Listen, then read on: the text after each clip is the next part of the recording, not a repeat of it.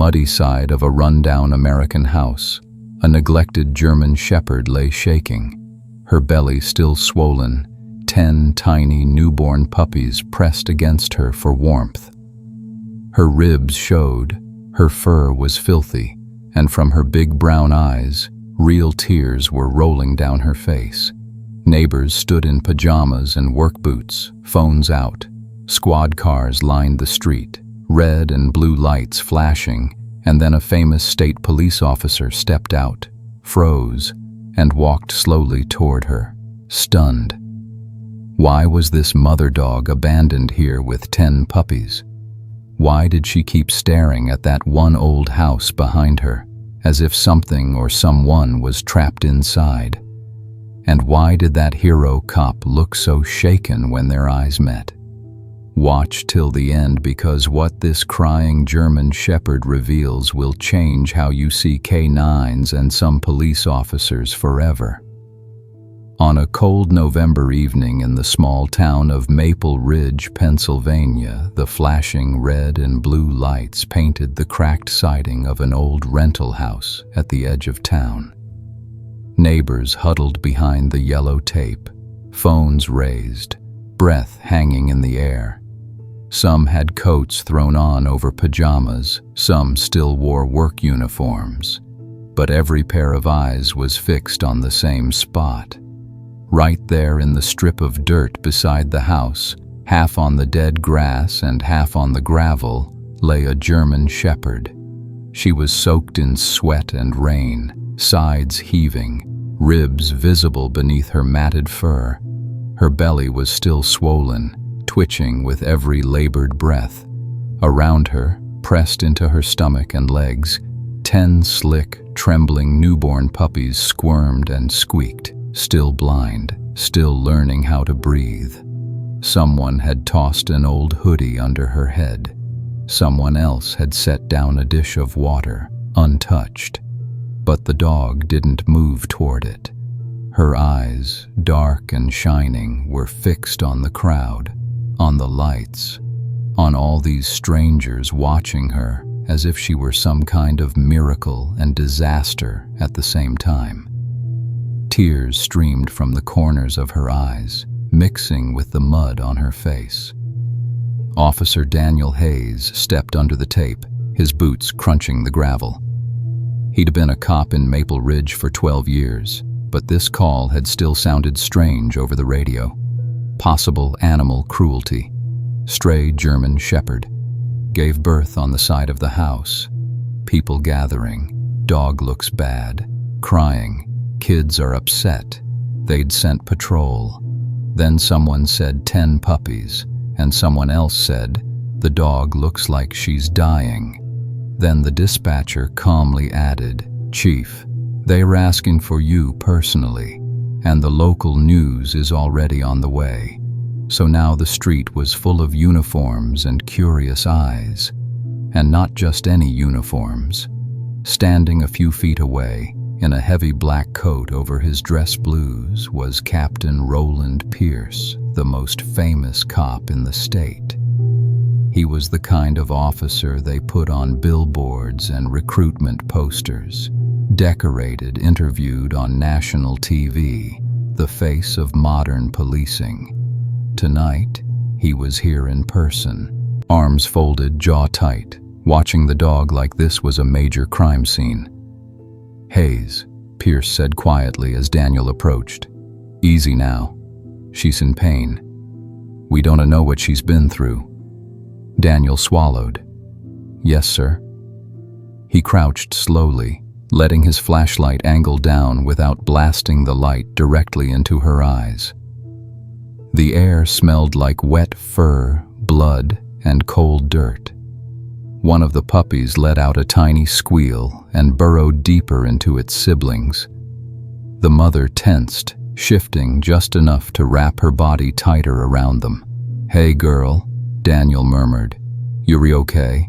We were not here to hurt you." The dog's lips twitched, just a hint of teeth, more warning than threat. Her eyes were huge, glassy, and full of a terror that felt almost human. The tears kept coming, sliding down her muzzle, dripping to the dirt. "She really crying?" Someone murmured behind him. "I've never seen a dog cry like that." "Is this normal?" Another neighbor whispered. "Shouldn't we get a vet or something?" "A vet's on the way," Daniel answered without turning around. "Give us some space, folks." He studied her more closely. Her ears were ragged, edges scarred as if something had torn at them. There was an old, healed wound on her shoulder, under the fur. A thin groove around her neck where a collar had once been, long ago. Something about that groove punched a hole straight through his chest. He'd seen that before, not on every dog, not even on most, but on one particular German Shepherd he'd spent half his life training with, laughing with, trusting more than some humans. Nova. The name hit his brain before he could stop it. "Come on," he told himself silently. "Don T, do this. That dog is gone." 2 years ago, during a raid gone wrong, his K9 partner Nova had disappeared in a blur of gunfire and smoke. The official report called it lost in the line of duty. They never found a body. The department held a memorial. Daniel quit the K9 unit not long after. He'd told himself 100 times that Nova was dead. But now the dog shifted, lifting her head just an inch. Her eyes locked onto his face. For a full electric second, everything else disappeared. The lights, the crowd, the officers, even the whimpering pups. It was just him and her. "Hey," Daniel whispered, his throat tightening. "It's okay, girl?" The dog's ears twitched. Her tail, limp and muddy, gave the smallest, most fragile thump. It could have been random. A muscle spasm, a coincidence. But it didn't feel like one. "Sir?" One of the younger officers, Miller, stepped closer. "Should we move her?" "The vet says she's 5 minutes out." "Not yet," Daniel said. "We move her wrong, we could crush the pups. We wait for Dr. Harper."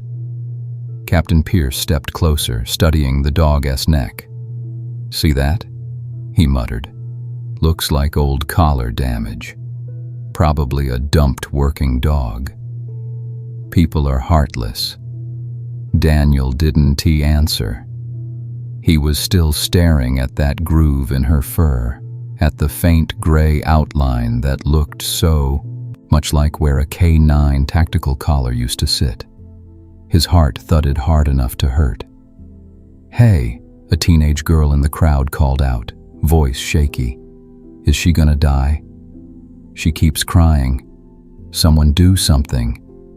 Everyone's eyes were on him now, the famous Captain S, the neighbors, the kids clutching each other, the woman in the bathrobe holding a tissue to her mouth. Daniel felt the weight of all of it pressing onto his shoulders. He moved a little closer, slowly extending his hand, fingers open, palm down. "Easy, girl," he whispered. "If you re who I think you are, it is me. It is Daniel, remember?" The dog stared at him, tears still sliding down. Then, with a sound that was half whine, half sob, she dipped her head and pressed her nose, just for a second, against his outstretched fingers. Gasps rose from the crowd. "Did you see that? She trusts him. Look, the dog's, she knows him." Daniel's lungs felt like they'd stopped working. His vision blurred for a moment and he had to blink hard. In that instant, he knew. He wasn't looking at just any neglected mother dog. He was looking at a ghost he thought he'd buried on paper, a K9 partner that never got a grave. If this really was Nova, lying in the mud with 10 newborn puppies and tears in her eyes, then whatever had happened between the day she vanished and this moment was a story that was going to blow his whole life apart. The wail of a siren cut through the cold air, rising above the murmurs of the crowd. An old silver SUV with Harper Animal Clinic printed on the side rolled to a stop behind the patrol cars. The back doors flew open, and Dr. Erin Harper jumped out, ponytail pulled through a faded baseball cap, green medical bag already in her hand. "Where is she?" she called, scanning the scene. "Over here, Doc," Daniel answered, raising his arm.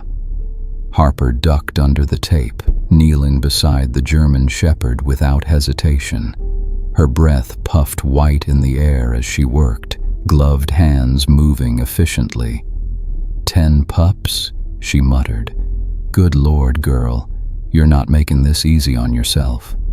She gently lifted the dog's hind leg, checking for tears and bleeding. The mother tensed but didn't snap. Harper glanced at her gums, pressed a finger to them, frowned. "She's dangerously anemic," Harper said quietly, "malnourished, dehydrated. She's been carrying this litter with almost nothing in her system. Can she make it?" Daniel asked, his voice a little too sharp. Harper didn't answer right away. She shifted her focus to the dog's side, parting the fur near the ribcage. A jagged line of scar tissue glared back at them, pale and ugly. "What is that?" Miller whispered. "Old wound," Harper said. "Looks like bullet grazing. Maybe shrapnel." Daniel felt something cold slide down his spine. Bullets, scars, a groove where a collar used to be. "Doc," he said quietly, "you carrying a microchip scanner?" Harper's eyes flicked to his face. "Yeah. Why?" "Because I think this stray might not be a stray." Harper didn't ask more. She just reached into her bag, pulled out a small handheld device, and powered it on. A soft beep broke the silence. She ran the scanner along the dog's shoulder blades.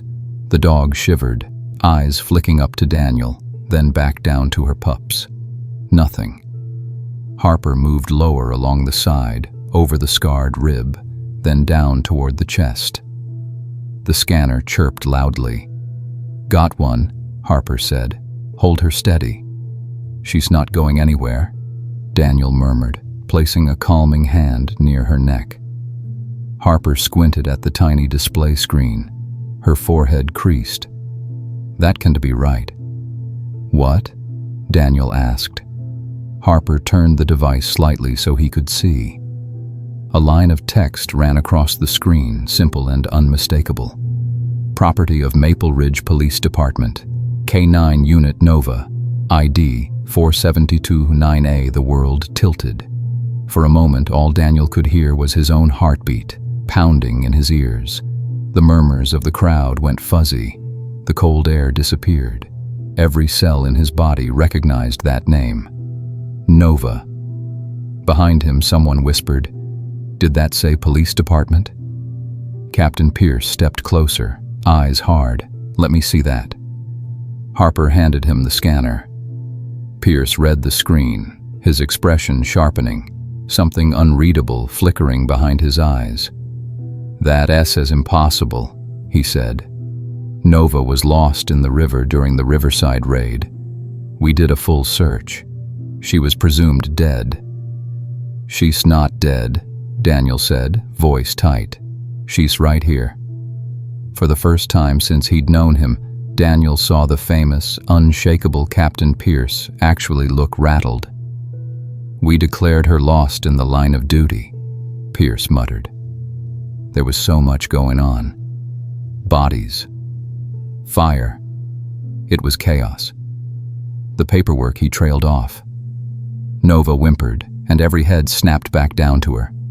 One of the pups had rolled slightly away from her warmth, tiny body kicking against the cold dirt. She stretched her paw, gathering it back under her chest, never taking her eyes off the cluster of uniforms around her. "Okay," Harper said briskly. "We need to move her and these pups. Carefully. I've got a crate in the SUV and some blankets. If we don't get her inside and stable soon, you're going to lose her. And probably some of them." "We all help," Daniel said. But when Harper and Miller tried to slide a blanket under Nova, the dog suddenly stiffened. Her ears shot up and a deep guttural growl rolled out of her chest, not at them, but at something else. She was staring at the house. The old rental, with its crooked porch steps and peeling paint, loomed over them in the dark. Most of the windows were boarded up. A single back porch light flickered weakly, bathing the yard in a dirty yellow glow. "What is it, girl?" Daniel whispered. Nova's growl deepened, teeth flashing now, her entire body shaking from the effort. The puppies squeaked in protest as her muscles tensed around them. "She's afraid of the house?" Miller said. "Or protecting it?" "Hayes," Pierce said slowly, following her gaze. "When patrol first arrived, they found her already here, right?" "Yeah," Miller answered. "Lying just like this. Neighbors said she'd been hanging around the property for a couple days. Thought she was just trying to find shelter." Pierce turned toward Daniel. "When's the last time this place was inspected?" Daniel's stomach twisted. "It belongs to a guy named Troy Beckett. He's been on our radar for a while, petty drug stuff, maybe some trafficking, but he skipped town months ago. We never found enough to nail him." "Maybe we missed something," Pierce said, eyes narrowing. "Miller, Rodriguez with us. Hayes, you too. Let S clear the structure while the vet stabilizes the dog." Daniel hesitated, looking at Nova. "You okay if I leave you for a minute, girl?" he murmured. Nova's eyes flicked to his face. For a heartbeat, the growling stopped. She gave a low, desperate whine and then turned her head toward the house again, as if urging him on. "Yeah," Daniel said softly. "Okay, I get it." He stood and followed Pierce up the broken steps. The front door was half open, the lock splintered. Rodriguez raised his weapon, pushing the door with the toe of his boot. The smell hit them first, stale sweat, mold, something sour that made Daniel Ite's stomach clench. "Maple Ridge PD," Pierce called. "If anyone's inside, call out now." Silence. They moved through the living room, beams of their flashlights slicing through dusty air. A stained couch, overturned chair, empty beer cans, a broken TV. The place looked like every other trashed rental they'd ever seen until they got to the hallway. A door at the end was locked with a heavy padlock on the outside. "You see that?" Miller whispered. "Why would you lock a room from the outside?" Daniel already knew he was going to hate the answer. "Step back," Pierce ordered. He took the Halligan bar from Rodriguez, wedged it into the door frame, and wrenched hard. The lock snapped with a screech of metal. The door flew inward. For a second, their flashlights showed nothing but stairs going down. Then they heard it. A muffled sound. A whimper. A scrape of metal against concrete. The faint, hoarse cry of someone whose voice had been used up long ago. "Please, please," Daniel's heart slammed into his ribs. "Police!" he shouted, taking the stairs 2 at a time. "Show me your hands. We were here to help." The basement was cold, damp, barely lit by a single flickering bulb. In the far corner, chained to a rusted pipe, was a teenage girl. Her wrists were raw. Her face was hollow. One of her socks was missing. Her bare foot was blue with cold. She stared at them like they were a dream she didn't dare trust. "Please," she whispered. "Please tell me the dog is okay." Daniel froze. "The dog?" "She kept coming down here," the girl said, voice shaking. "She'd sneak in when he was gone. She brought me food. She laid next to the door and growled whenever he came. She wouldn't leave. I heard her crying tonight. I prayed you to hear her. Who did this to you? Pierce asked, face pale with anger. What's his name? The girl's gaze shifted past Daniel, up to the staircase, as if she were still afraid he might be listening. Her lips trembled. He said, "If I ever told anyone, no one would believe me." Because he was a cop. The room went silent. Daniel's hand tightened on his gun. "What cop?" Pierce demanded, voice low and deadly. "Tell me his name." The girl swallowed hard. Tears spilled down her cheeks. "Officer Blake," she whispered. He said his name was Officer Ryan Blake. For a long, suffocating second, the only sound in the basement was the flicker of the dying bulb and the girl's ragged breathing. Officer Ryan Blake. Daniel knew that name too well. Everyone in the department did. Blake was loud, charming, always the first to slap backs and crack jokes. He'd been decorated twice for bravery in the line of duty. He bought the whole squad beers after big cases. He was the kind of guy civilians said they trusted instinctively. And now a shackled, half-frozen girl was saying his name like it was poison. "That's not possible," Miller blurted, even though his voice shook. "Blake, he's what?" Pierce snapped, every word edged in steel. "Untouchable. Pay attention, officer. Monsters don't walk around with labels." The girl flinched at the raised voice. Daniel stepped between her and Pierce, hands up in a calming gesture. Hey, he said softly. "You're safe now, okay?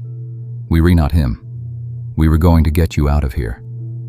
She stared at his badge, his gun, his uniform. Then she glanced toward the ceiling, where the faint sound of Nova whining filtered down through the boards. "She trusted you," the girl whispered. "The dog. She only stopped growling when you talked." Daniel felt his throat close. "Rodriguez," he said, forcing his voice steady. "Get paramedics down here, now. Miller, take photos of everything. Chains, room, her injuries. No one touches a damn thing until forensics gets a full sweep." Pierce nodded once, eyes blazing. "And nobody, and I mean nobody, calls this in by radio yet. If Blake is listening, I don't want him getting a head start." "You think he's on shift?" Daniel asked. "His patrol ended an hour ago," Pierce said. "But that doesn't matter. If he realizes we're here, he'll run. Or worse, he'll come back to clean up." Upstairs, they could hear the muffled hum of the crowd and the occasional loud bark from a neighbor's dog reacting to the sirens. Underneath it all, faint but constant, was Nova's soft whine. "She kept him away from me," the girl said suddenly, gripping the pipe with white knuckles. "When he came down, she'd stand at the top of the stairs and growl. I think that's why he brought her here. He kicked her. He hit her. But she wouldn't leave. When she got big, I thought she'd die. But she stayed." Tears spilled down her face again. "I prayed someone would notice her," she whispered. "I prayed someone would care about a dog in the dirt." Daniel swallowed hard. "What's your name?" "Lydia," she said. "Lydia Marsh." He recognized that name too from a missing persons report almost 6 months old. 17 years old. Last seen outside a bus station in a neighboring town. They'd put up flyers. People shared her picture online. Then the weeks passed. The world moved on.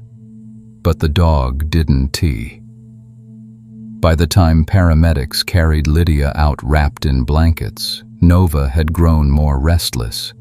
She was panting harder now, pupils wide, tracking every movement. When the stretcher emerged, Lydia reached out a shaking hand, fingers brushing the air toward the shepherd. "Thank you," she whispered. Nova let out a low, broken sound, somewhere between a bark and a sob. Harper had set up a portable crate nearby, lined with towels. One by one, with gentle hands and quiet reassurance, she moved the tiny puppies into it. Nova whimpered each time, dragging herself forward despite her exhaustion, until Harper finally relented and let her crawl halfway inside, her head resting on the crate's edge, her body still half on the cold ground. "She shouldn't be moving," Harper muttered. "But if separating her from them stresses her more, it is not worth it. We'll all load them into my SUV together." "You can keep them safe?" Daniel asked. "I'll do everything I can," Harper answered. "But she's on the edge, Hayes. Whatever she's been through, starvation, injuries, pregnancy, her body is done. She's running on nothing but instinct and duty." Duty. The words stung. "Pierce," Daniel said quietly as the captain stepped away from a hushed conversation with Rodriguez. "If Blake did this, if he is kidnapping girls, hiding them in basements, using our badge as cover, how far does this go?" Pierce's jaw tightened. "Far enough that I am going to tear this department apart to find out." He looked older suddenly, not in a weak way, in a tired, dangerous way. A man who'd spent his whole career preaching honor, realizing rot had been growing under his feet. "We resetting up a perimeter," Pierce continued. "Plainclothes units on every road out of town. IV called Internal Affairs and the state AG's office. They resending people tonight." "And Hayes?" "Yeah. If Blake shows up here, I want him breathing," Pierce said. "I want him in cuffs. I want him in front of a judge. No accidental shootings, no resisting arrest. Do you understand me?" Daniel nodded, though the thought of being face to face with Blake made his hands curl into fists. Night deepened. The crowd slowly thinned as officers pushed them back, and news cameras were told, politely and then not so politely, to back off. Cold wind whistled across the yard. The rental house, now ringed with crime scene tape and floodlights, looked like something out of a true crime documentary. By midnight, Lydia was on her way to the hospital with police escort. Forensics was combing through the basement. A state investigator had arrived and was quietly interviewing officers in the back of a patrol car. And Nova lay half in, half out of the crate, eyes barely open, 10 tiny bodies breathing against her belly. "You should go to the clinic with her," Harper told Daniel as she secured the crate in the back of her SUV. "She responds to you. Might help keep her calm." "I can tee," Daniel said, glancing at the house, then down the road into the dark. "If Blake comes back to his little torture chamber and finds us here, someone has to be ready." Harper studied him for a moment, then nodded. "Fine. I'll call you as soon as we get there." "But Daniel, yeah? Whatever story is sitting behind those eyes?" She jerked her chin toward Nova. "You better be ready for it. Dogs don't cry like that for no reason." He watched her drive away, taillights shrinking into the night, carrying the most loyal partner he'd ever had, and 10 fragile new lives in the back. An hour later, rain started. Not a downpour, just a cold, steady drizzle that turned the dirt to slick mud and made the floodlights look smeared. Daniel sat in his cruiser with the engine off, radios whispering around him. Unmarked cars lurked at either end of the street. Officers moved like shadows, hoods up, breath fogging. At 2:13 a.m., a dark pickup truck turned slowly onto the block. It rolled past the first unmarked car, past the second. Headlights off now, coasting. Unit 7, Ivy got a dark pickup approaching the scene from the south, crackled in his earpiece. "I see him," Daniel murmured. "Wait for my signal." The truck stopped half a block from the rental house. The driver ear door opened. A tall figure in a dark jacket climbed out, hood up, moving with the casual confidence of someone who believed this street belonged to him.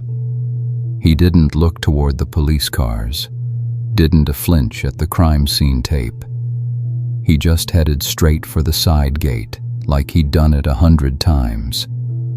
Even in the dim, Daniel recognized the walk. Ryan Blake. Daniel stepped out of his cruiser, keeping to the shadows, hand resting on his holster. Rain tapped against his hat brim. His pulse thudded in his ears. Blake reached the gate and froze. Where there used to be nothing but a patch of dirt and an old plastic chair, there was now trampled mud, yellow tape, and the imprint of where a dog and 10 puppies had lain. "Hey," Daniel called. "Blake." Blake turned. For half a second, his expression was simply confusion. Then he saw the tape, the floodlights, the unmarked cars, the badges glinting from the dark. His face drained of color. "Hayes," he said, forcing a laugh that didn't reach his eyes. "What the hell's going on?" "I heard chatter. Figured you might need backup." "Funny thing," Daniel replied, stepping closer. "We found something tonight." Blake Rear's gaze flicked toward the house, then back to him. "Yeah? Drugs? Squatters?" "A girl," Daniel said, "chained in the basement. Been missing for months." Blake's jaw clenched. "You serious?" "And a dog," Daniel added. "German Shepherd. Gave birth to 10 puppies. Stayed by that basement door like a guard. You know dogs, Blake. They remember things." Something ugly flashed behind Blake's eyes. "Well, that is crazy," he stammered. "You think I had something to do with Lydia Marsh?" Daniel cut in. "She knows your name." For a moment, the rain seemed to stop. The whole street held its breath. Blake's hand slid toward his waist. "Don T," Daniel warned. Blake's fingers brushed the gun anyway. Multiple flashlights snapped on at once, beams slicing through the darkness, pinning Blake in white circles. "Hands where we can see them," voices shouted. "Do it now." Blake's eyes darted around, calculating angles, distances, chances. Then he ran. He didn't go toward the street, didn't head back to his truck. He bolted around the side of the house, toward the backyard, toward the narrow, muddy path that led into the woods behind the property. Daniel tore after him, boots slipping on wet grass. "Blake, stop. Don't make this worse." Blake crashed through the gate, skidding in the mud as he rounded the corner of the house, and stopped dead. In the alley between the house and the neighbor E's shed, illuminated by a single weak security light, stood Nova. She was supposed to be at the clinic, safely on fluids. But somehow, she was here dripping wet, fur plastered to her body, one back leg dragging. There was dried blood in her coat and a bandage around her front paw. Mud clung to her stomach where her stitches must have been placed. She was shaking, barely standing. But she was there, between Blake and the dark path he was trying to escape into. She bared her teeth, a sound ripping from her chest that made even Daniel's blood run cold. It was not the growl of a scared dog. It was the roar of something that had finally decided it had nothing left to lose. "You have got to be kidding me," Blake hissed, stumbling back. "How are you not dead?" He lifted his gun. "Blake," Daniel shouted, heart punching into his throat. "Done to you." The gunshot shattered the night. Time slowed. The flash from Blake's gun lit the narrow alley like lightning. Daniel lunged forward, boots sliding, shoulder burning as he threw himself between the line of fire and the staggering shepherd. The impact hit him like a baseball bat to the upper arm. Heat exploded across his shoulder, sending him crashing into the mud. The world tilted sideways. His ears rang. Somewhere, he heard officers shouting. Another gunshot cracked through the air, not Blake Iron this time. A third. When his vision cleared, Daniel saw Blake on the ground, face pressed into the mud, a pair of boots on his back, and two officers wrenching his arms behind him. His gun lay a few feet away, kicked aside. Blood seeped from a wound in his thigh, mixing with the rainwater. "Don't move," Rodriguez snarled, slapping cuffs onto his wrists. "You're under arrest, Blake. Kidnapping, assault, whatever else we can dream up before sunrise." "I want a lawyer," Blake shouted, voice wild. "You have no idea who you're messing with. This town needs me.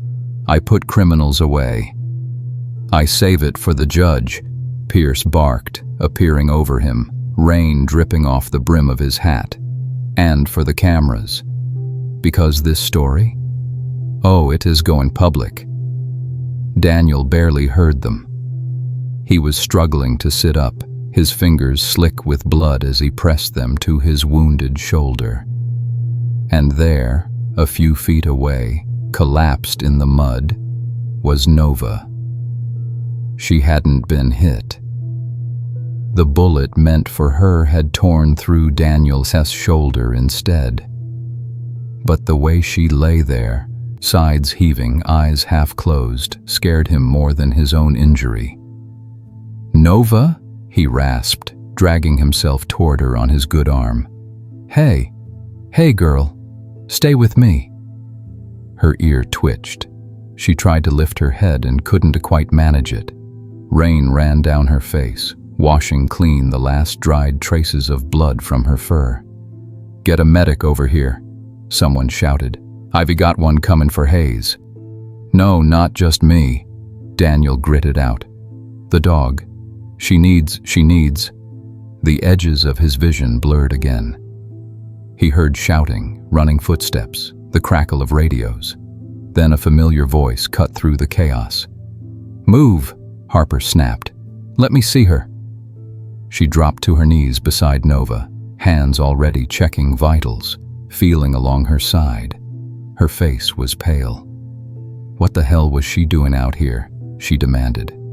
She ripped out her IV, broke the latch on the crate. I followed the trail of blood and mud like some twisted breadcrumb trail, and it led me right. She stopped, eyes flicking between Nova and Daniel. "Of course it led here," she muttered. She wasn't done. Harper's expression softened as she stroked Nova's head. "Hey, sweetheart, you really know how to test the limits of veterinary medicine, don't you?" "Is she going to make it?" Daniel asked, voice tight. "I don't know yet," Harper admitted. "She's running on fumes, but her heart cell's still strong. That's more than I can say for half the humans I treat on my off days." A paramedic slid in beside Daniel, cutting his sleeve away to assess the wound. Pain flared hot and sharp, but he kept his eyes on Nova. "Listen to me, Hayes," Harper said. "We were going to the clinic. Now. You, her, and if I have anything to say about it, those puppies are getting their mom back." The next hours bled together into a haze of sirens, bright hospital lights, IV lines, and stitched skin. Daniel drifted in and out of consciousness on a gurney while nurses wrapped his shoulder and doctors asked him too many questions. But every time he woke, his first words were always the same. "The dog, Nova." "Is she in surgery?" one nurse said. "Still fighting," another answered later. "At the clinic, not here," the night shift doctor finally explained. "Your vet friend insisted she could handle it." Honestly, after what I've seen tonight, I believe her. When the sky finally started to lighten a washed-out pink bleeding into the night, Daniel found himself sitting in a plastic chair in the waiting area of Harper's clinic, one arm in a sling, hospital bracelet still around his wrist. Pierce stood by the window, phone pressed to his ear, talking in the low, lethal tone he reserved for politicians and internal affairs. "No, we are not burying this," Pierce was saying. "He used our badge to traffic girls. The public deserves to know who failed them, including us." On the TV mounted in the corner, a national morning news show played on mute. A reporter's serious face filled the screen, next to a grainy cell phone video, Nova, in the dirt, Puppies squirming, tears gleaming in her eyes beneath the flashing red and blue of police lights. The caption read, "Her tears saved a life hero, mom dog exposes kidnapping cop." Daniel swallowed hard. The clinic door swung open. Harper stepped out, looking like she'd aged 10 years in one night. A smudge of blood stained her cheek. Her hair had come halfway out of its tie. Everyone in the room stood. "Well?" Daniel asked, heart hammering. Harper let out a long breath. "She's stubborn," she said, "which, lucky for all of us, is medically useful." "She made it?"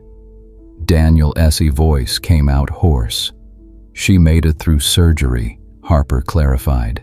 "That doesn't mean we were out of the woods. Her organs are tired. She's got infection we were fighting. But she opened her eyes, and when I said your name, her tail moved. A little." Daniel closed his eyes for a second, fighting back a wave of emotion. "Can I see her?" "In a minute," Harper said. "But before you go in there, you should know you're in every national headline this morning. You, her, those puppies, Lydia. People are calling from all over the country asking if they can adopt one. Or 3. "Good," Pierce said grimly. "They are going to need homes that know exactly what they came from." A week later, Maple Ridge looked like a different town. The old rental house was boarded up, not from neglect but because it was now an active crime scene being prepped for a high-profile trial. The basement had been photographed, scanned, and dissected by forensic teams. More victims had come forward after recognizing Blake's face on the news. Internal Affairs tore through every case he'd ever touched. Pierce held a press conference on the courthouse steps, not full of spin and deflection, but full of something rarer, blunt honesty. He apologized, publicly, announced sweeping changes, promised independent oversight. And standing behind him, not as props but as witnesses, were Lydia and her mother, clutching each other's hands. Lydia's other hand held a small, wiggling German Shepherd puppy with floppy ears and big paws, wearing a tiny blue bandana that said, "I am safe now." The rest of the puppies had been placed in foster homes temporarily, waiting for carefully screened adopters. One had already been claimed by a firefighter who'd lost his own dog a year earlier. Another was headed to a family whose little boy wouldn't stop talking about the brave mom dog on TV. 2 puppies stayed at the clinic for now. They clung to Nova's side whenever she was awake, their tiny bodies curled into her ribs as she lay on a thick blanket in a heated kennel, IV lines taped to her shaved leg, and one, somehow, seemed to belong nowhere else but at Daniel's side. "You sure about this?" Harper asked one afternoon as she handed him the squirming bundle. "You're signing up for chaos. And vet bills." The puppy licked his chin, tail wagging furiously. Daniel smiled, the expression still new on his face after the week they had. "I've been living in chaos for years," he said. "Might as well add someone honest to the mix." "Honest?" Harper snorted. "He'll eat your shoes and pretend he's never seen leather before in his life." They both glanced toward Nova's kennel. She was lying on her side, eyes half closed, chest rising and falling in a slow, steady rhythm. Her fur was cleaner now, though patches were still shaved from surgery. A plastic cone sat unused nearby. She decided she would rather be trusted than restrained, and Harper had agreed. Daniel stepped closer, the puppy squirming in his arm. "Hey, partner," he said softly. Nova's ear flicked.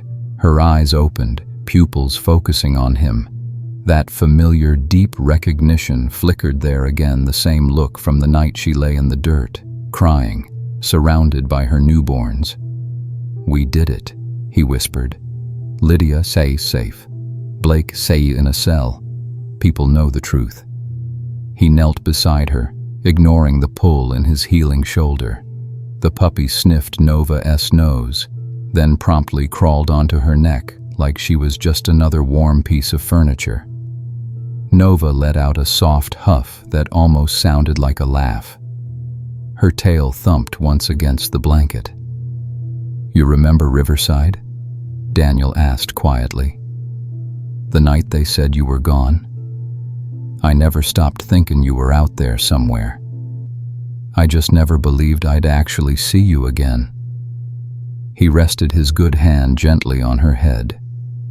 "I'm sorry I didn't find you sooner," he said. "But you didn't wait for us, did you? You found something worth guarding, and you stayed, even when it cost you everything." Nova's eyes drifted closed again, but another thump of her tail answered him. A month later, Maple Ridge held a ceremony in front of the police station, not the usual kind with polished speeches and careful photo ops. This one felt different, real. Lydia stepped up to the microphone first, her voice still a little shaky but full of steel as she talked about fear, survival, and the sound of claws scratching at the basement door when she thought no one knew she existed. Pierce spoke next, outlining reforms, inviting civilian oversight, turning some of his own power over to people who'd never worn a badge. And then came the part everyone had been waiting for. Harper walked up carrying a red cushion. On it lay a small silver medal shaped like a shield, with the words, "For valor beyond duty," engraved across it. Daniel stood beside Nova in front of the crowd. She wore a custom-made harness now, black leather with K9 Nova Retired stamped into the side. The harness sat differently over her scarred ribs, but it fit, it belonged. The 10 puppies, now chubbier, louder, and pure chaos, were scattered among the front row in their new family's arms. The puppy Daniel had kept sat at his feet, chewing enthusiastically on his bootlace. "Nova," Pierce called, voice strong but unsteady around the edges. "For your courage, for your loyalty, for guarding the door when no one else knew there. Was a door to guard this town owes you more than a medal. But it is a start." He bent down and clipped the medal onto her harness. For a second, Nova just stood there, ears tilted, as if trying to understand why everyone was staring at her. Then the crowd erupted. People clapped, some cried, kids shouted her name. Lydia wiped her cheeks, laughing through tears as her puppy barked enthusiastically, having no idea what the fuss was about. Nova's tail wagged, slow at first, then faster. She leaned lightly into Daniel's leg, as if anchoring herself. That night, after the cameras were gone and the speeches were over, Daniel sat on his back porch with a blanket over his shoulders. The air was cool, the sky full of stars. Nova dozed beside him, head on his boot, the metal glinting faintly in the porch light. The puppy, now officially named Chance, was sprawled on his other side, snoring louder than any creature that size had a right to.